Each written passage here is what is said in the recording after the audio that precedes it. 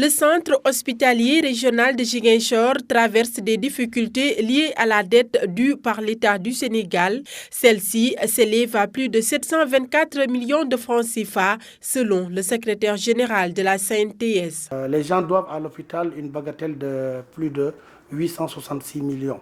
Donc à cela, si on défalque les privés, c'est-à-dire les IPM, à l'État seul, l'État nous doit plus de 724 millions.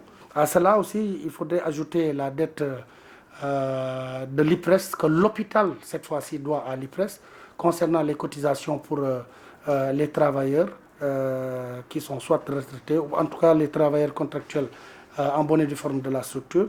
Autre problème majeur évoqué par le représentant du personnel est le manque de spécialistes dans différents services.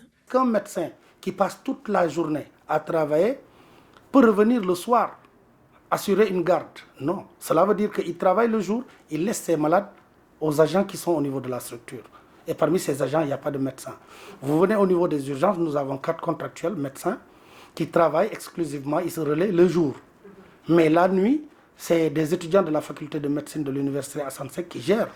L'autre chose qu'il faudrait dire, surtout concernant les médecins, il y a des spécialistes, surtout en cette période de pandémie du Covid, qui sont plus que nécessaires pour les malades du Covid, surtout les cas graves. Il s'agit entre autres du cardiologue. L'hôpital régional en avait 2. L'État a affecté l'un à l'hôpital de Diamniadio sans le remplacer. Il nous restait un médecin qui, malencontreusement, il y a juste plus d'1 mois, il est décédé. Depuis plus de 4 ans maintenant, le centre hospitalier régional de Ziguinchor n'a pas de médecin anesthésiste réanimateur. Aujourd'hui, ces difficultés ont fini d'impacter négativement le fonctionnement de l'hôpital.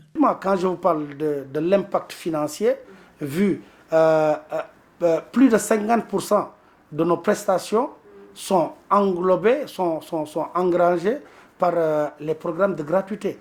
Mais quand l'État est un mauvais payeur, qu'on ne serve pas le discours de « c'est l'État qui doit à l'État ».